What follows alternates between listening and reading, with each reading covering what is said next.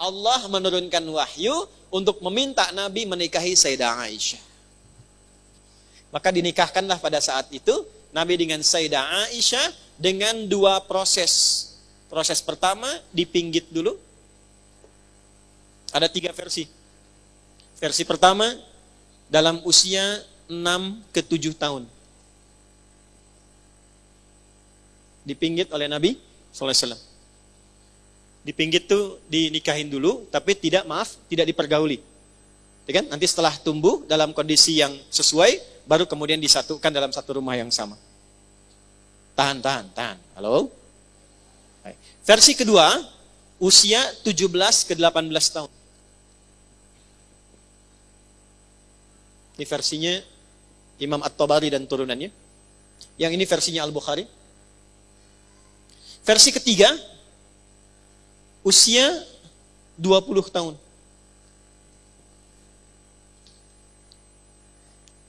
Kira-kira. Kalau ada 3 pilihan ini dihadapkan pada ibu, seseorang melamar, ibu pilih mana? Gadis kecil usia 6-7 tahun langsung dinikahi, atau 17-18 tahun, atau 20 tahun? Halo? Nah, karena ini pernikahan yang dibimbing oleh wahyu, bukan pernikahan biasa, maka cara pandang kita mesti kita alihkan kepada kebijakan Allah untuk mengetahui hikmah. Jelas? Ya, jadi jangan sampai Allah punya keinginan, kita punya keinginan Allah ditarik ke keinginan kita, tidak sama. Karena Allah punya hikmah yang luas dan tahu masa depan dibandingkan pengetahuan kita yang terbatas. Menurut penelitian yang paling presisinya tinggi, yang paling dekat ke kebenarannya, Nabi menikahi Sayyidah Aisyah dan meminggitnya sebelum digauli usia 6-7 tahun. Berdasar riwayat dari Al-Bukhari dan Muslim. Jadi riwayat yang pertama, yang paling kuat. Sebentar, jangan heboh dulu. Kira-kira, alhamdulillah. Kalau usia 6-7 tahun yang dulu di masa Nabi dengan yang sekarang sama tidak kualitasnya? Dulu ada TikTok belum? Halo? Dulu anak-anaknya sedang main gadget belum? Kira-kira anak usia 6 tahun dulu dengan anak usia 6 tahun sekarang dewasa mana? Pintar mana? Tubuhnya besar mana? Sekarang dengan zaman Nabi sudah berlalu berapa abad? 15 abad ya? Kurang lebih 15 abad. Saya nggak akan tarik jauh ke 15 abad. Ibu kenal Kartini? Kenal di mana? Hah? Ayo yang bilang kenal. Kartini lahirnya tahun berapa? Hah? 21 April tahun 1879. Oke? 1879 ya. Lihat baik-baik. Silakan buka Google, insya Allah sama. 21 April 1879. Masa nggak kenal ibunya sendiri? Ibu kita. Ya. Lihat sini. Saya tanya, Kartini dipinggit usia berapa? 14 tahun. Oke. Ini yang lebih dahsyat lagi, geser ke Perancis. Pernah dengar namanya Maria Antoinette? Siapa suaminya? Namanya Louis Auguste. Louis yang ke-16. Louisnya usia 15 tahun, Marianya usia 14 tahun. Ini yang lebih dahsyat lagi. Ada seorang bernama Robert dari Skotlandia, Robert I. Punya anak. Ya. Awas nih, lihat ini yang paling dahsyat. Robert punya anak, Robert I, namanya David. Baik, usianya 4 tahun. Usia 4 tahun ini dinikahkan dengan Joan. Joan usia 9 tahun. Siapa Joan ini? Joan ini adalah anaknya Raja Edward yang kedua dari Inggris yang menikah dengan Isabella dari Spanyol. Jadi Edward dengan Isabella punya anak namanya Joan. Joan ini usia 9 tahun dinikahkan dengan anaknya Robert dari Skotlandia usia 4 tahun. Hah?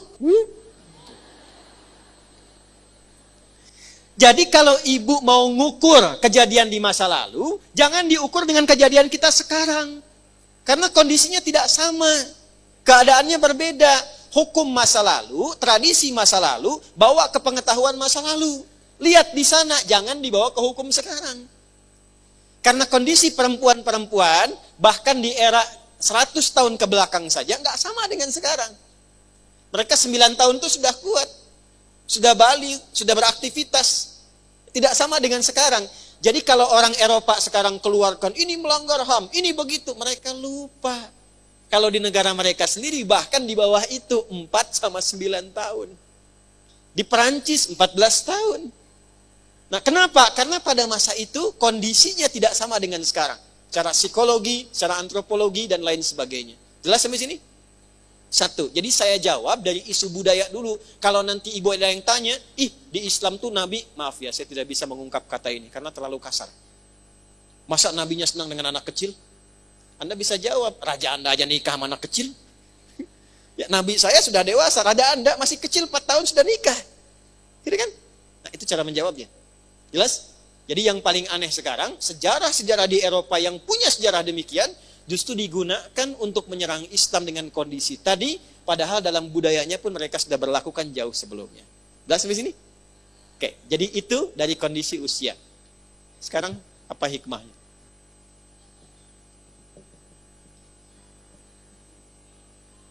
Jadi di Pinggit Sayyidah Aisyah usia berapa?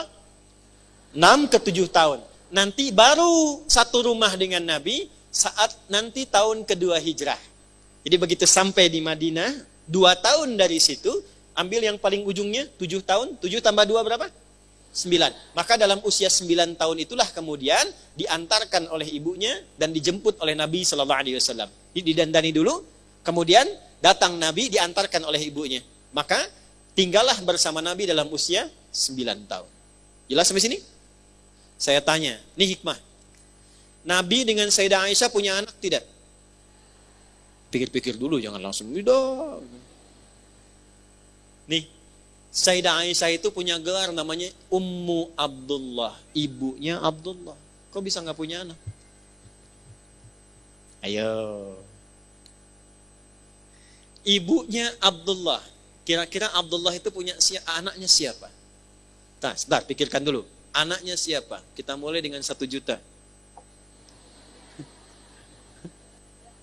Nah, serius, hadiah 1 juta. 2 juta. Jangan buka Google, nggak jadi. Ya, anak ibunya, ya betul. Ya, anak siapa itu? Anak ibunya, betul.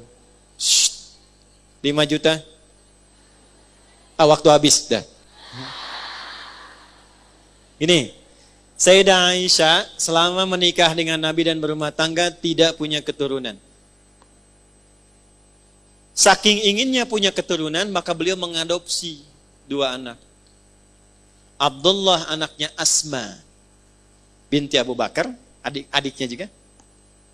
Kemudian Al-Qasim anaknya Abdurrahman. Jelas? Diadopsi oleh beliau. Saking inginnya, kemudian menampakkan sifat perawatan sebagai seorang ibu, sehingga fikih yang dikuasai itu bisa diterapkan. Itu tujuannya. Maka di sini nanti ada tata cara panduan adopsi dalam Islam. Ya, kalau ingin adopsi seperti apa, dari mana sumbernya, bagaimana jalan ke atasnya sampai ke masa pernikahannya, lengkap dalam Islam itu. Maka digelarilah sejak saat itu, ini sepeninggal Nabi, digelarilah sejak saat itu dengan nama Ummu Abdullah, ibunya Abdullah. Padahal Abdullah itu anaknya siapa? Asma binti Abu Bakar. Yang Allah inginkan dari Nabi Muhammad melalui Sayyidah Aisyah bukan keturunan. Tapi Allah menginginkan seluruh ilmu Nabi terkait dengan fikih-fikih kehidupan, khususnya perempuan, diturunkanlah lewat Sayyidah Aisyah. Kenapa dinikahkan oleh Allah melalui wahyu dengan Sayyidah Aisyah? Dan Sayyidah Aisyahnya satu-satunya perempuan ya yang dinikahi Nabi yang statusnya itu single. Yang lain janda semua, maaf. Sayyidah Khadijah juga ditinggal suami 2 kali dinikahi Nabi. Yang single itu cuma Sayyidah Aisyah, usianya itu masih belia. Kenapa Allah langsung memerintahkan? Karena Sayyidah Aisyah punya keunggulan merekam semua ilmu pengetahuan yang mampu beliau tangkap, itu ingatannya itu photographic memory. Apa yang dilihat langsung ingat, langsung terekam. Jadi Allah inginkan semua ilmu yang terkait dengan sifat-sifat fikih khususnya perempuan ditanamkan pada Sayyidah Aisyah, dihafalkan oleh beliau, sehingga kalau ada besok orang tanya, khususnya perempuan, sungkan tanya laki-laki, sudah ada ensiklopedinya pada diri Sayyidah Aisyah. Ibu kalau tanya tentang haid, kan malu sama laki-laki. Tanyanya perempuan kan? Bisa kebayang kalau zaman Nabi-Nabinya selesai meninggal, tanya siapa? Maka yang merekam tentang hidup bersama Nabi, tidurnya Nabi, bagaimana hubungan dengan Nabi, mandinya Nabi, makannya Nabi, kehidupan dengan Nabi, menata keuangan rumah tangga, Sayyidah Aisyah. Itulah sebabnya setelah Nabi meninggal, beliau hafal 2210 hadis. Selama berumah tangga. Berumah tangga 10 tahun dengan Nabi, hafal 2210 hadis, bukan hanya hadisnya. Orangnya siapa yang menerima, kejadiannya di mana, dalam rangka apa, hikmahnya apa. Urutan yang keempat setelah Anas bin Malik. Urutan pertama Abu Hurairah 5000 hadis. Urutan kedua Abdullah bin Umar bin Khattab 2800 hadis. Urutan ketiga Anas bin Malik 2600 hadis. Urutan keempat Sayyidah Aisyah 2210 hadis. Jadi kalau ibu pengen lihat tentang sifat-sifat pergaulan perempuan bersama Nabi, silahkan keluarkan semua hadis yang dikeluarkan Sayyidah Aisyah radhiyallahu taala anha. Jadi kalau ada yang tanya begini, apa hikmahnya Sayyidah Aisyah diperintahkan kepada Nabi untuk menikahinya sejak dini? Ternyata bukan persoalan seksualitas, bukan sekedar persoalan rumah tangga. Allah menginginkan semua ilmu-ilmu yang diajarkan pada Nabi, khususnya terkait fikih perempuan, diwarisi oleh Sayyidah Aisyah untuk disampaikan pada umat Islam berikutnya. Paham sampai sini?